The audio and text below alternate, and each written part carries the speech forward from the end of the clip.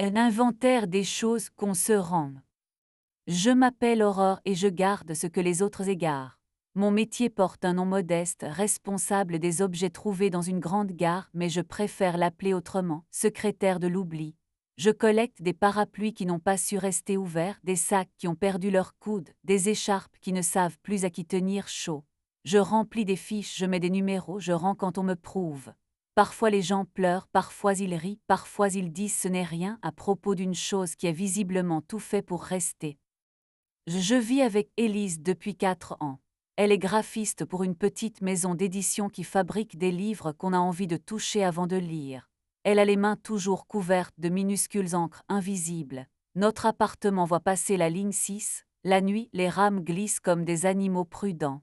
Nous avons une table bancale, un tapis trop sage, et un petit meuble récupéré à Emmaüs sur lequel j'ai posé un cahier intitulé « À dire avant de perdre ». Il était presque vide, jusqu'au mardi où l'inventaire s'est emballé. Ce matin-là, la gare avait l'odeur d'une pluie qui avait changé d'avis. Un homme est venu chercher une valise dure couleur pistache. Il a prononcé le mot pistache avec un accent qui l'a rendue verte pour de vrai.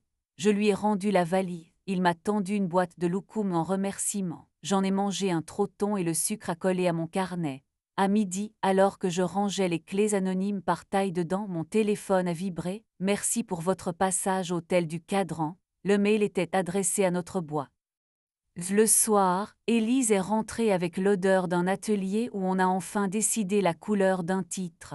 Elle a embrassé ma joue, a filé vers la bouilloire, puis a remarqué que le cahier à dire avant de perdre était ouvert. « Tu notes a-t-elle demandé. J'ai hoché la tête comme on évite une flaque. L'hôtel du Cadran a écrit, et je dis enfin, à midi. Elle a posé les 2 tasses sur la table et s'est assise, le dos un peu trop droit. Oui, a-t-elle dit. J'avais un déjeuner avec l'éditrice d'une autrice que j'admire. La cantine était pleine, elle m'a proposé un salon à l'hôtel. Un salon de jour, et je traduis. Elle a acquiescé. On a parlé, beaucoup, trop vite. Son visage a pris cette façon qu'ont les gens de tirer un fil invisible sur leur front. J'ai aimé me regarder dans ces phrases. Et ce n'est pas un crime de se voir autrement. Je le sais, je vois les gens se reconnaître quand ils retrouvent leurs objets. Mais je n'aime pas que l'hôtel nous écrive. Je n'aime pas ces points qui pèsent sans peser. On a besoin d'un endroit pour déposer les choses avant qu'elles ne nous tombent des poches, et je dis, pas demain, ce soir.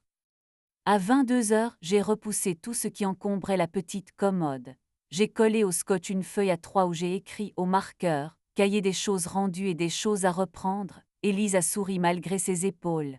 Tu transformes tout en formulaire, a-t-elle dit. Sinon ça se perd, et je répondu. Nous avons décidé une règle et une heure sans écran et 2 colonnes à remplir. Je te dois, je me dois, pas de 3e colonne pour on verra. Elle a pris le marqueur la première.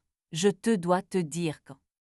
Mon écriture à moi s'est mise à bégayer avant de choisir sa ligne. Je te dois te croire quand tu dis rentrer. Je me dois ne pas appeler mon angoisse prudence. Nous avons collé 2 post-it en bas, dîner improbable demain, ne pas se mentir dans le noir. Puis nous avons vraiment dîné, tard, des œufs à la poêle qui n'avaient rien demandé. Les jours suivants ont essayé d'être polis.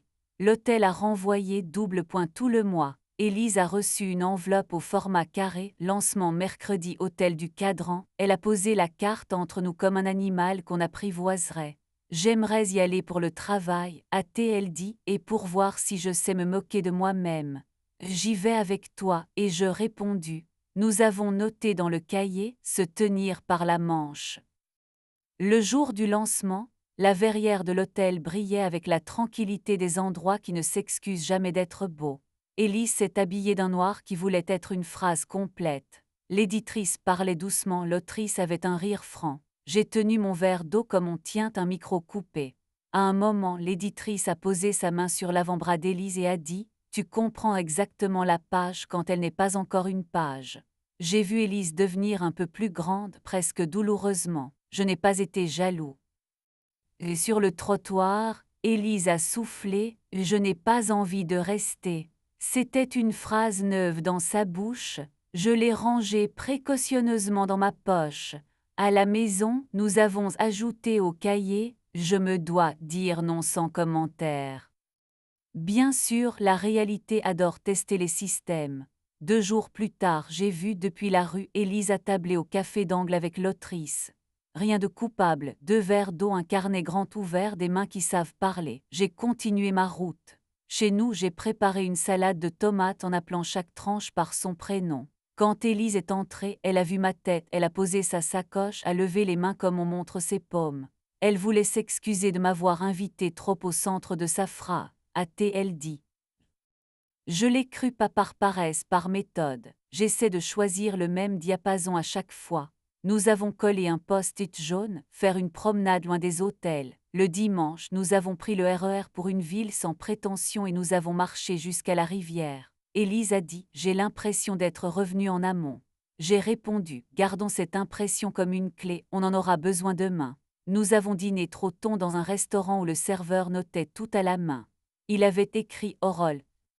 L'hôtel a tenté encore, dernière chance de doubler vos points. J'ai cliqué changer d'adresse, j'ai mis la nôtre par insolence de fonction. Élise a ri, tu as inscrit la tentation chez nous, je veux qu'elle sache où nous trouver pour qu'on n'ait pas à la chercher. La maison d'édition a proposé à Élise de diriger un atelier d'illustration sur 2 jours. L'éditrice a ajouté un post-scriptum. Si besoin, je peux réserver un salon à l'hôtel. Élise a posé la feuille entre nous, a respiré, a pris le feutre. Je me dois choisir une salle municipale moche. Nous avons ri. Le lendemain, elle a trouvé une petite bibliothèque de quartier qui avait encore des tables en formica. Les élèves ont apporté des feutres, des gommes, des sandwichs embarrassés. Le soir du premier jour, Élise. Pendant ce temps, je rendais des choses. Le soir, Élise a écrit dans la colonne « Je te dois, ne pas devenir la vedette de mon histoire quand c'est la nôtre ». J'ai répondu « Je me dois ne pas t'assigner à résidence dans la mienne ». Nous avons coupé le Wi-Fi, éteint la lumière trop forte, allumé la petite lampe qui pardonne tout. Nous n'avons pas parlé de l'hôtel, nous avons parlé de ce qu'on veut tenir, de ce qu'on accepte de perdre. Certaines phrases sont des valises, on les remplit trop, elles cassent. D'autres sont des pochettes, elles accueillent, puis se glissent dans la sueur. Aujourd'hui, j'écris ceci au bureau, entre deux, merci d'avoir retrouvé. Quand je fermerai le guichet, ce soir, je rentrerai avec une clé anonyme dans ma poche, un exemplaire oublié dont personne ne réclamera peut-être jamais la serrure. Je la poserai dans la petite boîte transparente avec un post-it. Pour ce qu'on ouvre ensemble, Élise dira « Je rentre » et je saurai que c'est un verbe au présent.